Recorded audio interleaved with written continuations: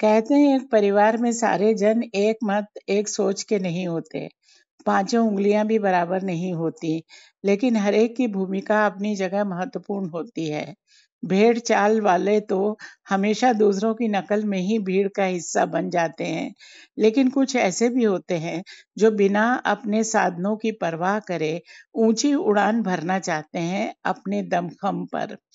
आज मन के मौसम में जो कहानी लेकर हम आए हैं, उसमें भी एक अनूठे कुंवर की कहानी है। इस कुंवर का कोई नाम नहीं है, ना ही वो किसी राजा का बेटा है, लेकिन बचपन से वो अपनी धुन में जुटा रहता था। इसी धुन ने उसे अनूठा बना दिया। जी हाँ, लोक कथा का शीर्षक है अनूठा कुंवर, जिसके अनूठेपन से पर्दा उठाएंगी आपकी चिर परिचित डॉक्टर उषा सक्सेना। आइए करते हैं उनका स्वागत। नमस्कार उषा जी, बहुत स्वागत है आपका मन के मौसम में। नमस्कार नीलम जी। तो उषा जी, शुरू करते हैं लोक कथा अनूठा कुंवर। बुंदेलखंड के दहगवा गांव में एक होशियार बढ़ई रहता था। वह काष्ठ कला में बहुत निपुण था।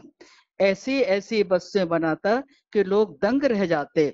नक्काशीदार जड़ाऊ मानवीय आकृतियां गढ़ कर पलंग, खटोले, सिंगारदान आदि बनाता और हाट बाजार में बेच आता। जी वह बहुत समृद्ध हो गया। उसके दो बेटे थे। जी बड़ा बेटा खेत खलियान की देखभाल करता और छोटा काम में उसकी मदद करता था। दोनों ने पिता का गुण विरासत में पाया था। वाह, क्या बात है। छोटा बेटा बड़े भैया का भोजन लेकर खेत पर जाया करता था। हम्म घर से खेत तक लंबा फासला था। हम्म रास्ते में बड़ा सा मैदान पड़ता था।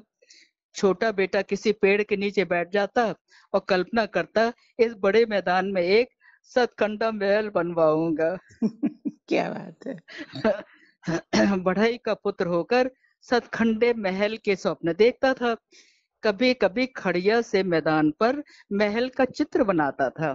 जी एक दिन माँ ने बड़े भैया के लिए भोजन लेकर उसे भेजा। हम्म वह मैदान में बैठकर सतखंडे महल का नक्शा बनाता रहा। हम्म भूल गया कि उसे भैया के लिए खाना पहुंचाना है। हम्म धीरे धीरे संध्या हो गई। अब बड़ा भाई भूखा प्यासा जब खेत से लौटा तो देखा छोटा भाई मैदान पर सतखंडे महल का चित्र बना रहा है। वाह, फिर तो अच्छे से खबर ली गई होगी छोटे की। भाई क्रोध से भर उठा। वह उसे पकड़ कर के ले गया और पिताजी से कहा, बाबूजी देखिए, इसका पागलपन बढ़ता जा रहा है। हम्म आज मैं दिन भर भूखा प्यासा रहा और ये मैदान में बैठकर सतखंडे महल का चित्र बनाता रहा। हम्म इसे समझाइए, नहीं तो कुछ दिनों में ये पागल हो जाएगा। फिर क्या हुआ? पागल तो ये है ही। ए छोटे, तू अभी घर से निकल जा। तू अब इस घर में नहीं रह सकता। चलो, पिताजी भी बहुत गुस्सा गए। गुस्सा हो गए। बाबूजी ने क्रोध से कहा। छोटा कुंवर स्वाभिमानी था। उसने कुछ औजार लिए और चल दिया। हम्म माँ और बड़े भाई ने बहुत रोकने का प्रयास किया, किंतु छोटे कुंवर ने उनकी बात नहीं मानी। माँ जी ने रोते रोते रास्ते के लिए कलेवा बना कर दिया। हम्म उसने ले लिया और चल पड़ा अनजान डगर की ओर। जी चलते चलते वो एक राज में पहुंचा। वहां की सुंदरता देखकर मंत्रमुग्ध हो गया। वहां एक चबूतरे पर वृक्ष की छाया में बैठ गया। माँ के द्वारा दिया गया कलेवा किया, फिर सोच में डूब गया। हम्म सहसा ही उसकी दृष्टि एक हड्डी पर पड़ी। हम्म उसने हड्डी उठा ली, अपने औजार निकाले और उस हड्डी से ढेर सारे चावल बना डाले। अरे उन्हें एक पोटली में बांधकर आगे बढ़ता गया। हम्म रास्ते में एक सुंदर मकान पड़ा। हम्म उसके दरवाजे पर पड़े लकड़ियों के ढेर और सामान देखकर समझ गया किसी पढ़ाई का मकान है। जी उसने दरवाजा खटखटाया। एक सुंदर सी लड़की ने दरवाजा खोला। हम्म पूछा, किससे मिलना है? मैं परदेसी हूँ, भूखा हूँ, क्या आप मेरे ये चावल पका देंगे? कुछ जी खा लूं, तभी काम खोजने निकलूंगा। हम्म लड़की ने चावल ले लिए, चूल्हा जलाकर पतीली में चढ़ा दिए। घंटों बीत गए, चूल्हा जलता रहा, चावल चढ़े रहे, लेकिन गले नहीं। ऐसा क्यों? अब देखिए, थोड़ी देर में उसके माता-पिता आए, बेटी को परेशान देखकर माँ ने पूछा, "क्या बात है? क्यों तुम पसीने-पसीने हो रही हो बिटिया?" हुँ, "अरे अम्मा, बाहर एक परदेसी बैठा, उसने मुझे चावल दिए, कहा बहुत भूखा हूँ, मेरे चावल बना दो। देखिए ना अम्मा, कितना समय हो गया, ढेरों लकड़ी जल गई, चावल नहीं गल रहे हैं।" हुँ, देखूं तो अम्मा ने जब चावल निकाल कर देखे तो आश्चर्य से भर उठी। ये चावल न होकर हड्डियों के टुकड़े थे, हुँ, जिन्हें उस परदेसी ने गढ़ा था। अब जी, बढ़ई भी आश्चर्यचकित हो गया, लेकिन उस परदेसी के लिए प्रशंसा के शब्द ही बस मुंह से निकले। बड़ा हुनरमंद है ये कुंवर। हुँ, मैं उसे प्यार से अपने घर ले आया। अच्छा, देखने में भी, हाँ, देखने में कुंवर बहुत सुंदर था। हुँ, कुछ दिनों बाद उसने अपनी बेटी का ब्याह उससे कर दिया। कुंवर आराम से अपने ससुराल में रहने लगा। जी, कुछ महीनों बाद बेटी ने कुंवर से कहा, तुम इतने होशियार हो, अपना कोई काम क्यों नहीं शुरू करते? हुँ, मैंने सुना है जंगल में पेड़ काटे जा रहे हैं, सारे बढ़ई लकड़ी लेने जा रहे हैं, तुम भी ले आओ, सामान बनाकर व्यवसाय शुरू करो। सही बात कही उसने। हाँ, हाँ, ठीक कह रहे हो। कुंवर भी जंगल जा पहुंचा। वो चंदन की लकड़ी के तलाश में घूमता रहा। सहसा ही उसे चंदन का पेड़ दिखाई दिया। हुँ, वो प्रसन्नता से भर उठा। उसने वह पेड़ काटा और चंदन की ढेरों लकड़ी ठेले पर लाद कर घर आ गया। हुँ, अब कुंवर मनोयोग से पलंग बनाने में जुट गया। जी, सुंदर नक्काशीदार पट्टियां, उसने उनमें रत्न जड़े। पट्टियों पर मानव आकृतियां, कमल, हुँ, गुलाब, वीणा, शंख, दीपक आदि की सज्जा की। और क्या पाए में बात है! बनाई अप्सराओं जैसी पुतलियां। अच्छा, पुतलियाँ बनाई? हाँ, पायों में पुतलियां बनाई। पलंग देखकर सास ससुर गर्व से भर उठे। हुँ, पलंग तैयार होने पर उसने निवाड़ से बुन दिया। हुँ, फिर उस पर एक सुंदर सी चादर डालकर पत्नी से कहा, इसे बाजार में ले जाना, हुँ, कोई इसे खरीदना चाहे तो कहना, लाख टके देकर ही इसकी चादर हटाकर देखा जा सकता है। वाह, शेष, वाह! हाँ, लाख टके, शेष धनराशि बाद में लूंगी।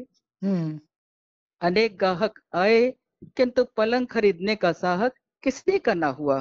हुँ, अंत में राजा आए।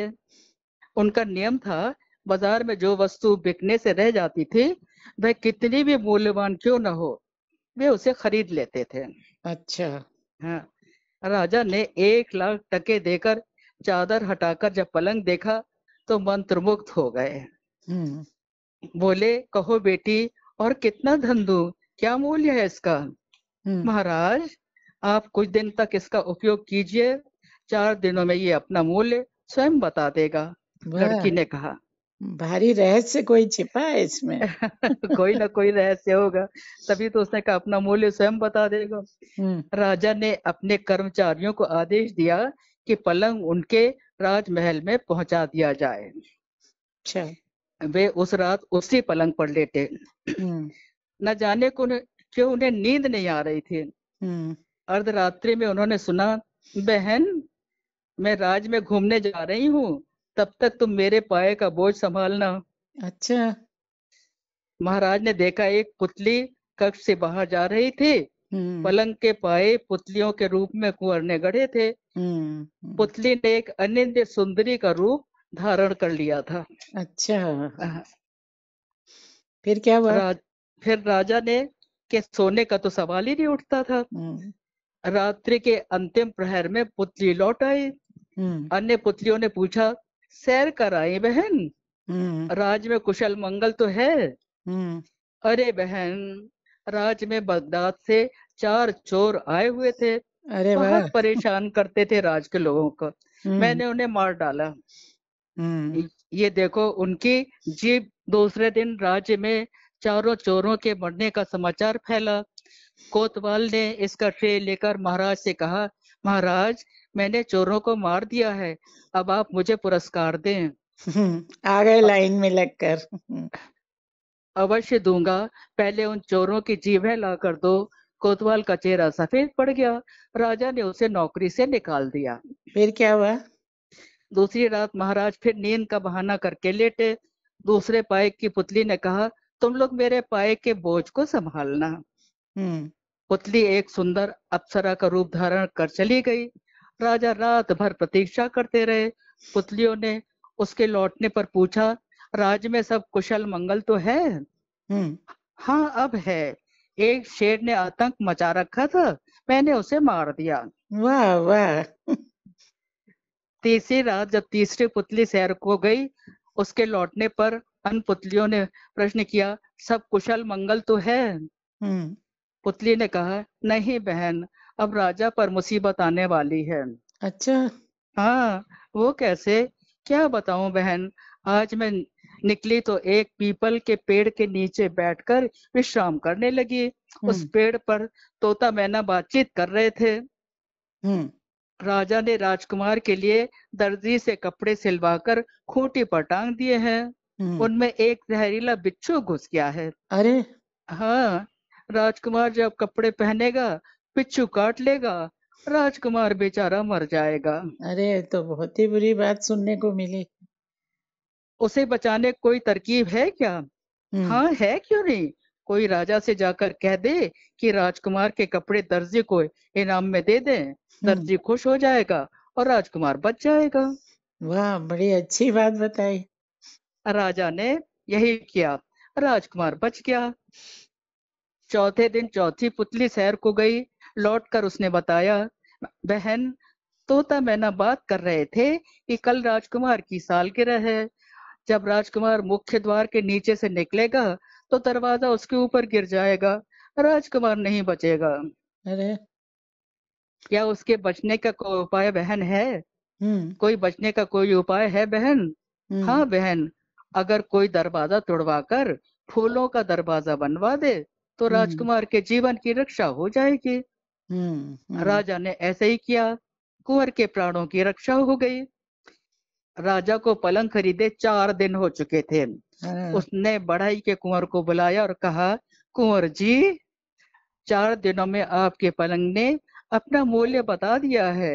हम्म। राज्य का कोषागार खुला है, जितना धन चाहिए ले लीजिए। हम्म।